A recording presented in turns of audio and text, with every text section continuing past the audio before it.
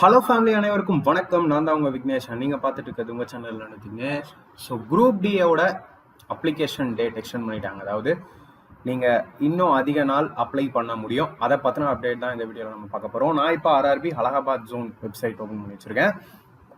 அதில் தான் ஃபஸ்ட்டு குயிக்காக அப்டேட் பண்ணியிருக்காங்க. ஸோ இன்னைக்கான புது அப்டேட்.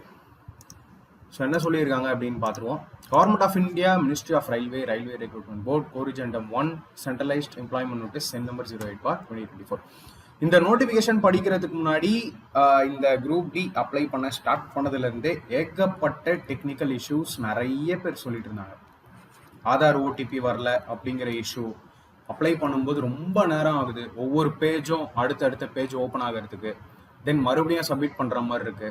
அதே மாதிரி இப்போ ரீசெண்டாக இன்னைக்கு நேரத்தெல்லாம் அதிகமாக ஸ்டூடெண்ட்ஸ் சொன்னது பேமெண்ட் இஷ்யூ. சில பேருக்குலாம் 2-3 தடவை பேமெண்ட்டே ட்ரை பண்ணியிருக்காங்க.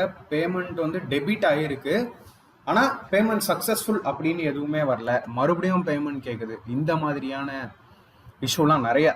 ஸோ போக போக ஒவ்வொரு இஷ்யூவாக சொல்லிகிட்டே இருந்தாங்க ஸ்டூடெண்ட்ஸ். ஸோ ரொம்பவே கஷ்டமாக இருந்துச்சு. அதெல்லாமே ஆட்டோமேட்டிக்காக சால்வ் ஆனதான் உண்டு, வேறு எதுவுமே பண்ண முடியாது. ஸோ இது எல்லாத்துக்காகவும் இந்த மாதிரி டேட் எக்ஸ்டெண்ட் பண்ணியிருக்காங்க. கண்டிப்பாக எக்ஸ்பெக்ட் பண்ணது தான்.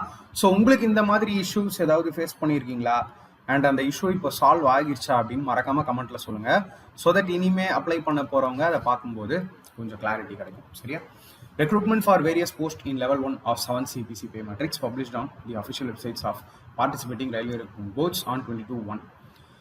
ஸோ எப்படி இருந்துச்சுன்னா, timeline for online submission of application and modification windows, closing date and time வந்து பார்த்தீங்கன்னா 22/2 இருந்துச்சு. அதாவது இந்த February 22 லாஸ்ட் டேட் அப்ளை பண்ண அப்படின்னு சொல்லியிருந்தாங்க.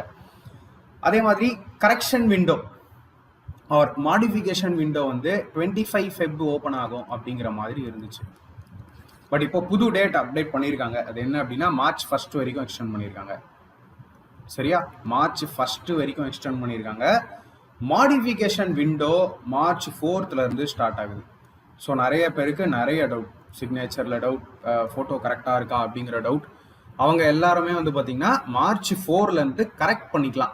ஏதாவது மிஸ்டேக் இருந்துச்சு அப்படின்னா அதுக்கு மாடிஃபிகேஷன் ஃபீ உண்டு. அந்த ஃபீ நீங்கள் கட்டி மாடிஃபிகேஷன் பண்ணிக்கலாம். அப்ளை பண்ணுறதுக்கான லாஸ்ட் டேட் March 1. பட் வேறு யாருமே இன்னும் வந்து பார்த்தீங்கன்னா டிலே பண்ணாதீங்க. எவ்வளோ குயிக்காக பண்ண முடியுமோ பண்ணுங்கள். ஏன்னா சம்டைம்ஸ் இஷ்யூ இருந்துச்சுன்னா 2 நாள் 3 நாள் நீங்கள் ட்ரை பண்ணி அப்ளை பண்ணுற மாதிரி கூட இருக்கலாம்.